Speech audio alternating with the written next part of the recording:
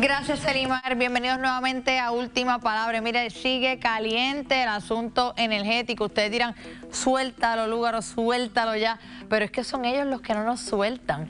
Hemos estado hablando durante los pasados meses de todas las deficiencias en el servicio. Y yo no se las tengo que contar aquí, usted lo sabe. Usted experimenta los famosos relevos de carga que se han hecho parte del día a día, del pan nuestro de cada día. Pero más allá de las faltas en ese desempeño, también tenemos los altos costos de un servicio que no funciona y se le siguen sumando nuevos costos. Ahora nos dicen que van a revisar esa tarifa base, que Luma, que Genera, que la autoridad han pedido que se dupliquen esos presupuestos. En ese tren, quienes han decidido de alguna forma desconectarse del monstruo del dinosaurio mohoso de la autoridad, pues mira, con un gran sacrificio han puesto sus paneles solares, sus baterías, porque ya no se puede depender de ese sistema. Pero ¿qué nos dicen de repente? Que los de las placas solares van a tener que pagar también por el monstruo mohoso. ¿Y qué nos queda en este proceso? La verdad que a mí me parece absurdo que quien ha pagado quizás el costo más alto de un sistema que no funciona tenga que seguir pagándole ese mismo sistema. Pero más allá de eso, quienes tienen sus placas solares no solamente producen para sus hogares, le exportan energía a la autoridad de igual manera, así que están brindando un servicio. Y ellos dicen, espérate, pero ese servicio que tú me brindas estás usando mis líneas y estás usando mi infraestructura. Claro, estoy usando tu infraestructura desde mi techo hasta el transformador o hasta casa del vecino, donde tú vendes mi energía a un costo mucho más alto de lo que me la estás comprando. Así que al final del día es un nuevo negociazo para la Autoridad de Energía Eléctrica que no le sirve, le hace un flaco servicio a los consumidores y sobre todo a los objetivos, a los famosos objetivos de energía renovable, que ustedes saben por dónde se los han pasado en los pasados años. Pero más allá de eso, ahí no se queda la cosa. ¿Recuerdan el tema de las pensiones de los retirados de la autoridad? Que hemos estado diciendo, primero la gobernadora dijo, yo no voy a subir esa factura para para pagar esas pensiones. Luego nos dijeron hace una semana, es que no tenemos otra opción que hacerlo de esa manera. ¿Y cómo nos engañan ahora? Nos dicen, no se preocupen, que las van a pagar de forma temporera. ¿Hay alguien en su casa que realmente crea que esto va a ser temporero? ¿Hay algo en la aldea que haya sido temporero y no se haya convertido en permanente?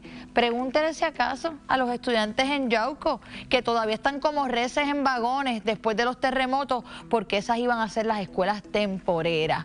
Y solamente ustedes recuerden cuántas cosas nos han dicho a lo largo de los años que solamente durarán un ratito, pero acabamos normalizándolas. Y así como normalizamos esas cosas, normalizamos la mediocridad, la incompetencia, la corrupción y el engaño que nos hacen todos los días. Hoy vamos a estar discutiendo estos diferentes temas con los diferentes actores del proceso. Comenzamos con Javier Rúa, director de Política Pública de lo que es la Asociación de Energía Solar y Almacenamiento. Tiene un nombre larguísimo. Y veremos si él sale de aquí con la última palabra.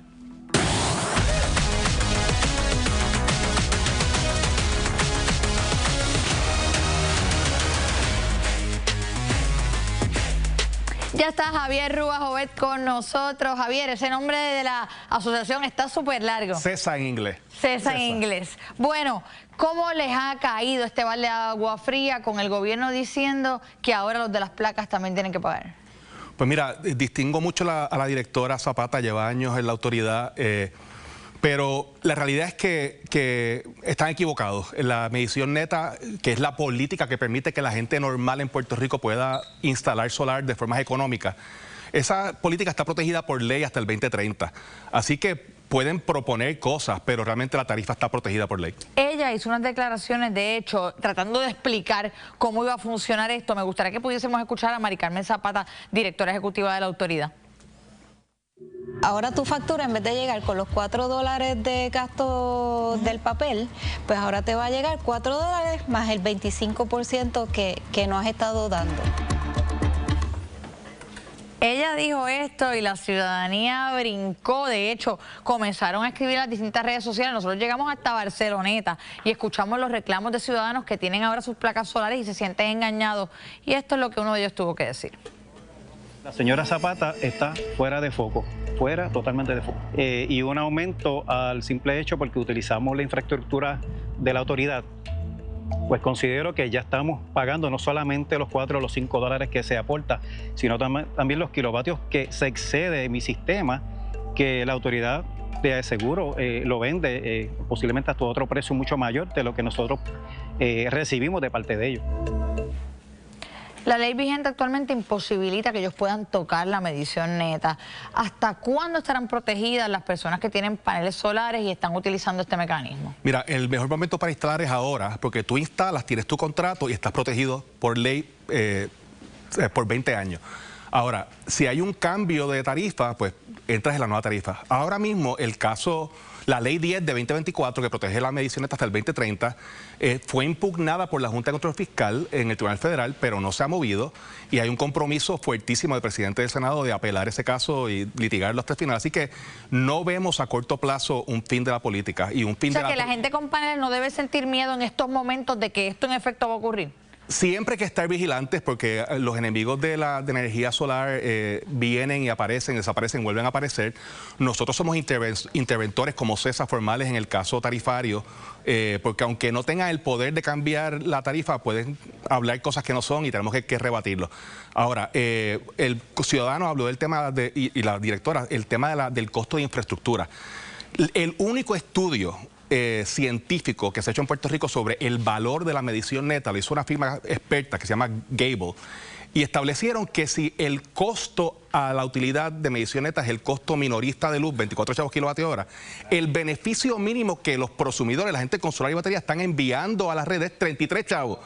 O sea, que si acaso ellos les deben a los que tienen y placa. eso es sin incluir un montón de costos indirectos, valores indirectos como salud pública y de desarrollo económico. En Puerto Rico, los 1.2 gigawatts de energía solar residencial están ayudando a evitar 25% de los apagones diurnos. Bueno, es que todos los días se habla de la generación temporera, de que tenemos una demanda La que excede única la generación producción. nueva que se ha construido en Puerto Rico es la generación que la gente privadamente ha construido en los últimos, desde después de María. Así es que la autoridad les debe a los de las placas. En lugar de tener que estar cobrando, les deberían incentivar. El único incentivo es la medición neta que permite que la gente normal pueda instalar, porque la gente de carne y hueso, los ricos pueden instalar siempre, pero en Puerto Rico casi 60% de la gente que instala son de clase media para abajo.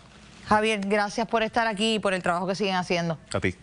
Bueno, vamos ahora con el licenciado Osvaldo Carlos, que nos honra con su visita. ¿Cómo está usted? Un placer estar contigo. Bueno verle. Igualmente. Bueno, durante las pasadas semanas ya llevamos meses hablando de la generación temporera. Se nos había dicho que se iban a cuadriplicar los apagones y que hacían falta estos 800 megavatios. Se hizo una subasta para ese proceso. Se le otorgó a Power Expectations. El negociado de momento frenó la cosa. Dijo, espérate, 2 años. No, esto era a 18 meses, habían dicho que era la necesidad, pero de momento el negociado quería que fuese a 10. Y ahora brincaron todos los otros proponentes y dijeron, espérate, si vas a cambiar los requisitos, declara la subasta nula. Usted, su compañía, fue quien llevó a cabo esta licitación. Antes de que me hable un poquito de lo que va a pasar con la subasta, ¿cómo es que se delega ese proceso en una compañía de licitar una subasta como esta para que la gente lo entienda? Pues mira, tú sabes que Luma y Genera, ambas tienen compañías relacionadas que están envueltas en procesos. O sea que tú tienes, por ejemplo, que Genera tiene un suplidor de gas que es su empresa matriz. Y tú tienes también que Luma tiene una empresa matriz que provee servicios a Luma como tal. Y cuando tú tienes esta situación, tú no puedes permitir que sean ellos mismos los que lleven a cabo la subasta, porque obviamente existen unos conflictos de interés bien grandes. Y por el hecho de que los contratos que se hicieron con Luma y Genera permiten que sus compañías relacionadas, afiliadas y demás compitan en subasta, pues entonces se necesita un tercero que sea el que lleve esa subasta. En un momento la gobernadora dijo que no iba a permitir que la compañía matriz de Genera participara. Dijo, pues si ustedes no están logrando hacer el trabajo, ¿cómo se lo vamos a dejar a ustedes mismos?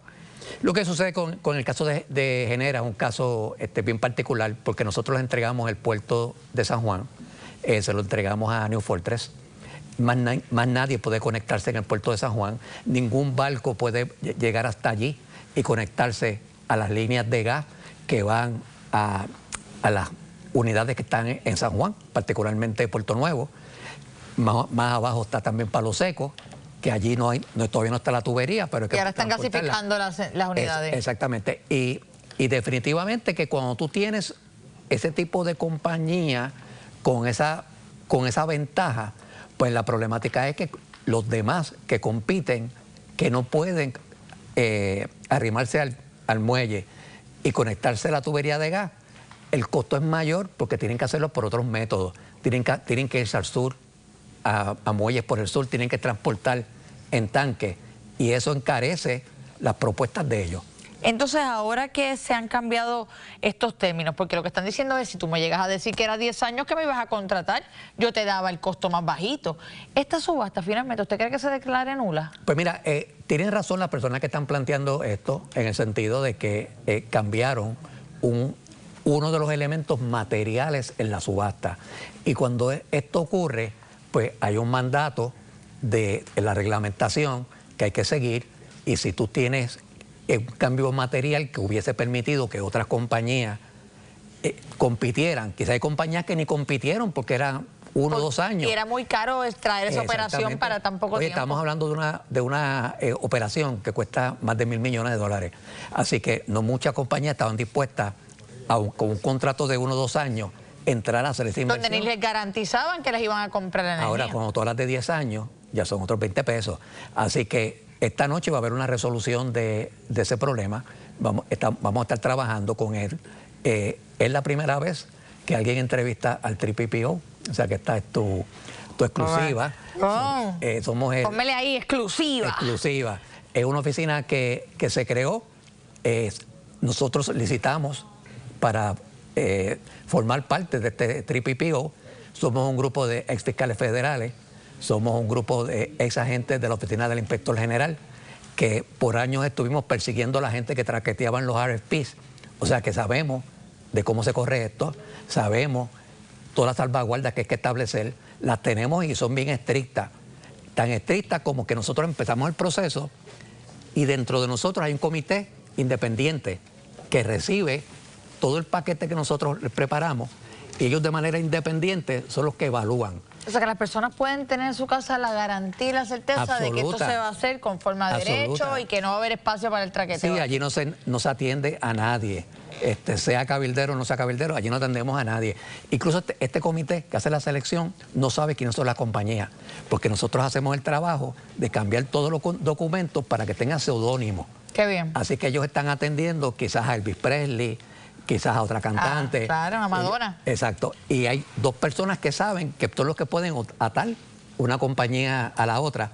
Y al final del camino... Así que casi es un proceso de adjudicación ciego, basado en los méritos de la propuesta. Exactamente. Al final del día, la generación temporal definitivamente, por lo menos para verano, no va a estar. Sí, pero mira, también hay que explicar que la generación temporera, todo el mundo pensaba que esto es para los huracanes. No, mira, eso es una parte de lo que esta generación temporera nos puede traer. También está el problema de los picos. También está el problema de los apagones. Pero, perdón, ¿vamos a necesitar esa generación para 10 años?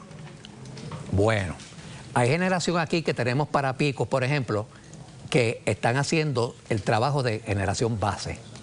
Que si no tuviésemos esa generación de emergencia o no de estoy pico, de acuerdo. La pregunta es, ¿se va a tardar tanto nuestro gobierno? Es que usted sabe que aquí pecamos de que lo temporero se convierte en permanente. Sí. Y si tienen ese resguardo ahí, pues van a ponerse bien lentos para la construcción de plantas generatrices, hacer lo que tienen que hacer.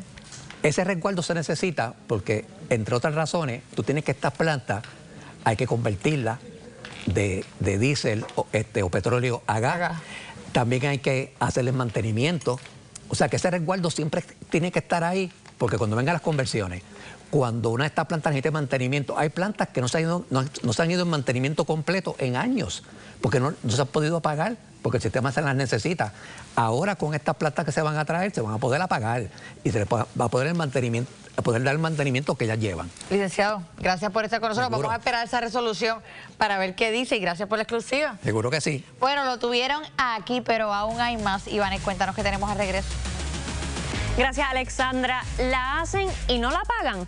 Jueza arremete con exgobernadora Wanda Vázquez. ¿Qué le dijo? Lo discutimos en directo al punto. Además, la matemática no falla. 2 negativos no hacen un positivo. Y le digo de qué se trata al volver. Esto es Última Palabra.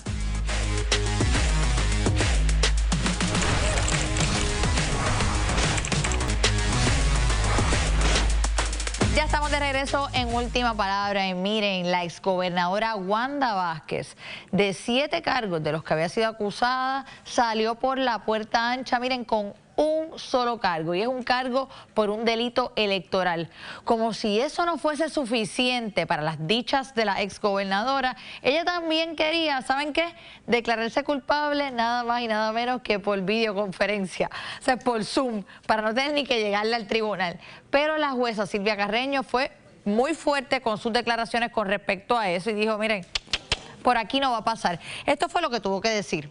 Aunque están ahora acusados de un delito menor, sigue siendo un delito que lacera la integridad de nuestro proceso electoral democrático. El delito imputado representa un ataque a un principio fundamental de nuestra sociedad democrática: elecciones libres y justas. En consecuencia, el tribunal no ejercerá su discreción para permitir que las audiencias de lectura de cargos y los alegatos sean celebrados por videoconferencia. Así que ahí lo tienen. La jueza dijo no, se tienen que presentar aquí para las diferentes acusaciones, se tienen que presentar aquí a declararse culpable de estos delitos, y esto lo analizamos hoy junto a Anabel Torres Colbert en Directo al Punto.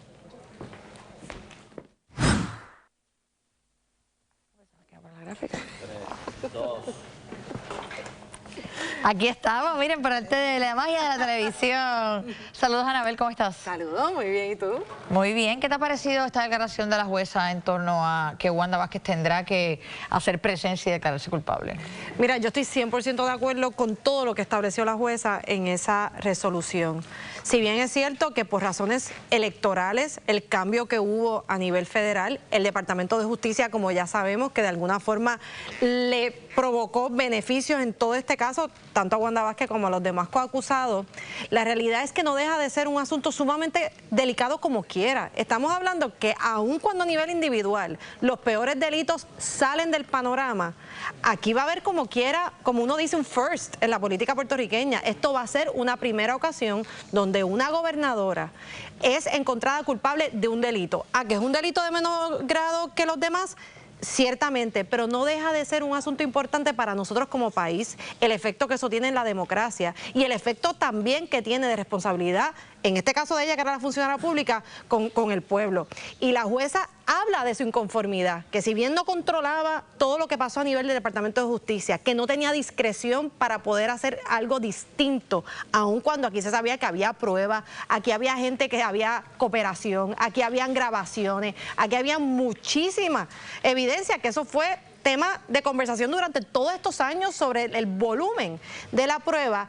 Ella muestra esa frustración de que esto era un caso de verdad, no puedo controlar que ahora sea un asunto mucho de menor impacto, pero que sí usa la discreción, ¿verdad?, para lo que tenía, y eso era para forzar que tuvieran que dar cara, porque como quiera le fallaron al país, porque como quiera va a ser culpable de un delito, y en ese sentido por eso toma la decisión, cosa que yo entiendo la frustración desde su silla, y por eso está tratando de mandar un mensaje que tiene como quiera un impacto y que así se debe reconocer. Yo creo que más allá de la frustración de las juezas, también la frustración de la ciudadanía. Estamos hablando de un caso que se demoró unos 3 años y, como bien dijiste, sumamente voluminoso este caso, que yo creo que en gran medida benefició también a la exgobernadora, al igual que tantas otras circunstancias. Sí, cogió pon, como uno dice. Cogió pon, al igual que tantas otras circunstancias que ocurrieron en el proceso. Pero al final, unos cargos tan fuertes como lo eran el soborno, que acabe esto con un delito electoral. Y es un delito electoral de aportaciones de un extranjero a una campaña, que no deja de ser importante, pero no se compara en nada. Entonces, yo creo que hay muchos ciudadanos allá afuera que dicen, contra, es que seguimos viendo cómo la impunidad se normaliza y se institucionaliza, y al final, al no haber consecuencias, seguirán haciendo lo mismo. Mira, eso es un debate que lo tenemos en estos foros todo el tiempo. Realmente esto lleva un mensaje para los políticos, realmente el castigo que al final tienen, el alargar, el dilatar. En este caso le funcionó, porque al haber un cambio electoral, tú sabes que eso, vamos a alargar, a ver qué cambio de circunstancias hay que pueda beneficiar. Y apostaron al cansancio y apostaron. Y de cierta manera lo vemos con tantos casos, en que esto es una corrupción, pero vemos cómo el sistema a veces es lo que provoca frustración en la ciudadanía, en que no haya consecuencias con tantos temas distintos. Pero yo quiero pensar que como quiera, porque también es histórico que una gobernadora, y que nadie pierda de perspectiva que cuando se cometieron estos actos era gobernadora. Esto no era candidata, esto una no era... gobernadora que se alambró para grabar a la entonces comisionada residente, ahora gobernadora y presidente del Senado. Bueno, por eso es que dicen que ni PNP, porque no le reconocen que realmente representara al partido y que estuvo ahí como carambola. Y aun cuando quizás no eran las circunstancias que mucha gente esperaba, yo invito a que como quiera se hable, se entienda el impacto, se entienda que como quiera hubo algún, ¿verdad?, leve en el sentido de consecuencia, y que también se vea qué va a pasar después, porque aquí podemos dejar sobre la mesa los beneficios que puede tener como exgobernadora. Ella sigue siendo abogada, lo que se le va a encontrar culpable, qué tipo de falta ética, de moralidad. Eso representa también en la profesión que todavía va a tener licencia, si eso va a ser un proceso, o si el Departamento de Justicia como quiera pudiese hacer algo sobre este caso, que podemos pensar que no va a pasar nada, pero ahí están las interrogantes y ver qué consecuencias podemos exigir. Sea lo que sea, yo felicito a la jueza porque yo creo que a Puerto Rico le hace falta ese video de una ex fiscal, ex procuradora, ex secretaria de Justicia y ex gobernadora declarándose culpable de un delito. Yo creo que de alguna forma nos brinda un poquito de esperanza de que hay consecuencias, al menos para algunos. Gracias, Anabel, por estar aquí con nosotros. Aún queda más, Iván, cuéntanos qué tenemos al regreso. ¿Qué sociedad estamos construyendo cuando aplaudimos la violencia?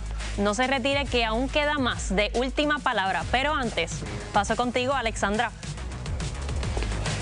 Bueno, el tema de Don Miguel ha dado mucho de qué hablar, particularmente por la polarización que se ha creado, y nos hemos encontrado con una sociedad que está defendiendo en gran medida a un padre que asesinó al agresor de su hija. Hoy quería discutir esto con nuestra psicóloga, la doctora Cristina González, para ver este fenómeno que está ocurriendo. ¿Cómo está, doctora? Todo bien, todo bien. Bueno, nos hemos encontrado con que la sociedad está defendiendo a una persona que ha cometido un asesinato, tanto así que el exsecretario de Justicia felicitó a Don Miguel por estos actos. ¿Cómo lo ves? Bueno, definitivamente, como mencionamos, un negativo y otro negativo no crean un positivo. Así que sí tenemos un problema de violencia que está afectando diferentes sectores. Estamos hablando ahora de violencia de género, que no le hemos tocado a profundidad y definitivamente tenemos que hacerlo en este segmento. Pero el detalle es que tenemos una población que puede empatizar y eso lo necesitamos. Necesitamos empatizar con todas las personas de este caso, no necesariamente con una solamente. Ahora tenemos que tener cuidado de que esa línea de empatía entonces raye en celebrar la violencia o entonces aceptar conductas que lo que nos van a generar son más problemas colectivamente, lo que se refiere a toda nuestra comunidad. ¿Qué puede haber degenerado en que nuestra sociedad haya pivoteado a la violencia como un mecanismo ante la desesperanza o la frustración con el sistema? La realidad es eso mismo, o sea, cuando vemos impotencia, frustración significativa con un problema que continúa siendo rampante, que no parece tener una solución, pues la gente puede responder de diferentes maneras. En este caso yo creo que muchos nos identificamos, si tienes hijos, tú te identificas con ese sentimiento de nada más imaginarte que le hagan ese tipo de daño a tu hija, a mi hija. No es que nos pase por la mente, nos pasa por la mente. Ahora, ahí es donde necesitamos reevaluar nuestras posturas sobre qué es aceptable, qué no es aceptable. Ahí es donde necesitamos, sí, un mejor mecanismo de respuesta de un sistema tanto legal, pero la parte de corrección también, o sea, parte de este problema es enfocarnos más en los agresores, en esas conductas. Aquí se responsabiliza mucho a la víctima de tener que ser la que se defiende, la que se protege, la que busca la ayuda, pero ¿dónde está toda esa literatura que tenemos sobre los agresores implementada en los sistemas de respuesta?